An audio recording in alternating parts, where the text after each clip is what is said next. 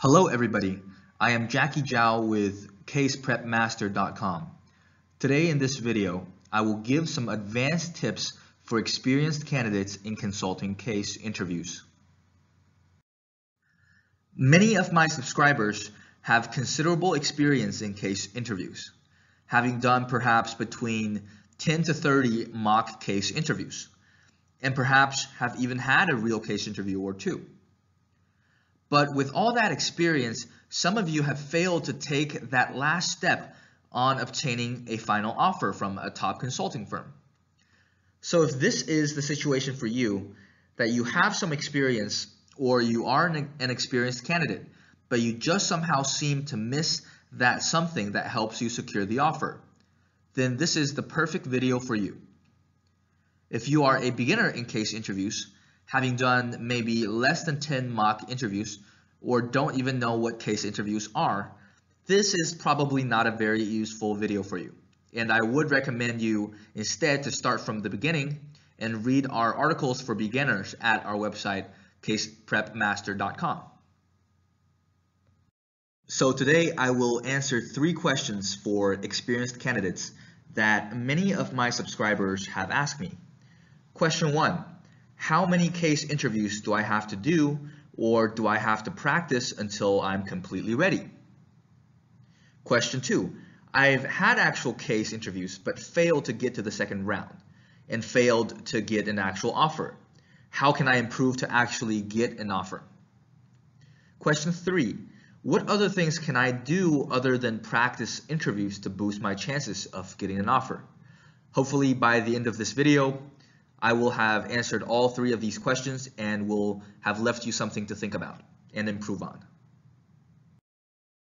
Let's start with the first question. How many cases do I have to practice until I am completely ready? This is a very good question, and my answer to that question is that it really varies between candidates. For some candidates, they are able to master the case interview process very quickly and be completely ready within about 20 cases. For others, it might take 30 to 40 cases. But here at CasePrep Master, through the research that we've done, we found that candidates usually plateau in their performance after they've done between 30 to 40 case interviews. So if you are unable to secure an offer from a top consulting firm, having practiced 30 to 40 case interviews, then either one of the 2 things is happening.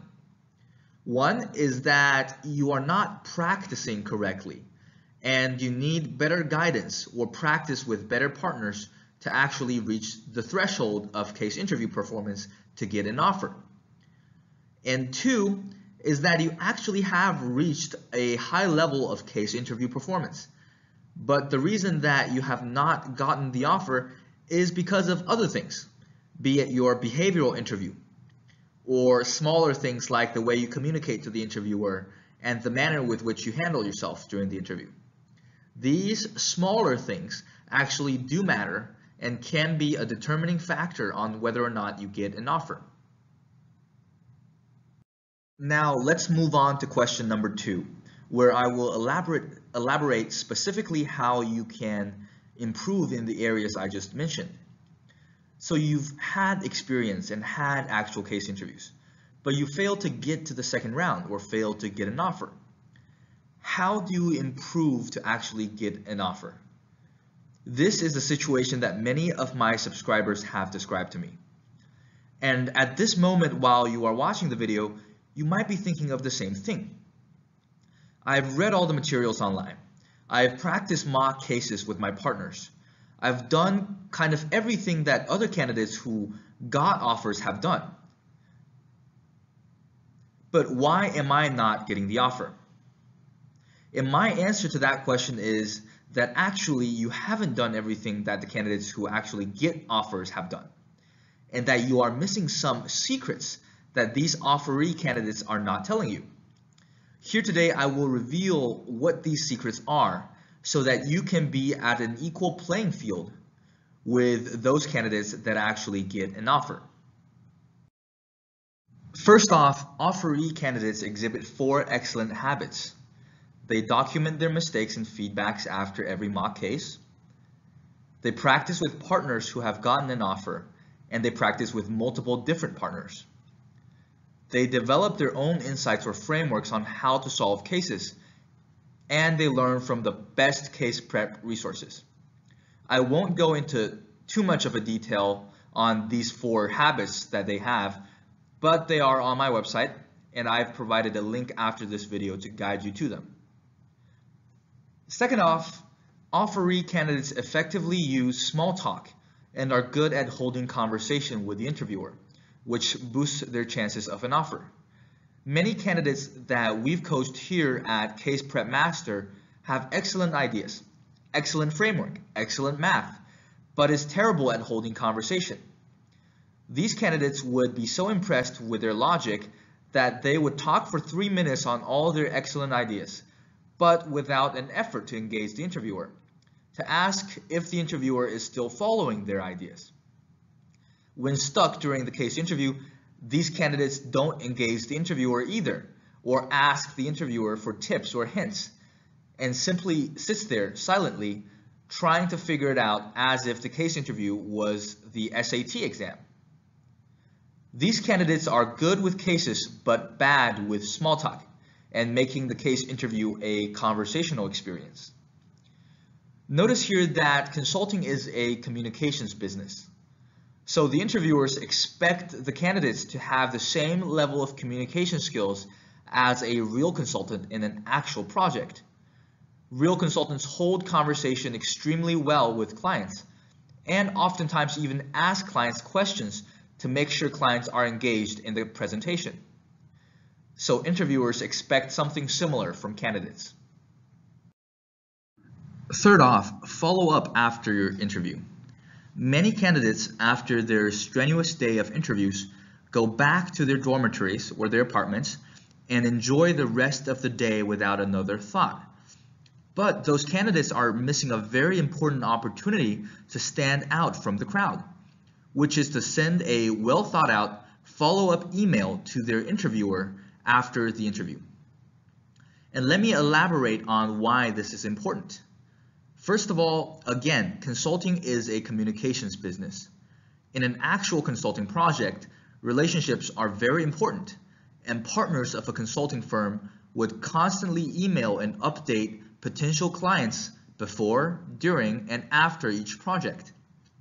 And because of this behavior, interviewers in a case interview also like it when the candidate exhibits the same attribute, because it shows that the candidate is aware of consulting as a business and has already developed a very good habit that is easily transferable to an actual consulting project.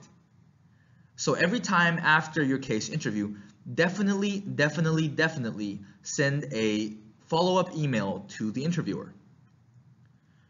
Fourth off, if you are definitely well prepared for the case interview and feel that your case is at a level that should get you an offer, and you have implemented the secrets that I've mentioned before, then what might be holding you back from an offer is the behavioral interview part. Most people think that to get an offer from a top consulting firm, case interview performance is 80% and behavioral interview performance is 20%.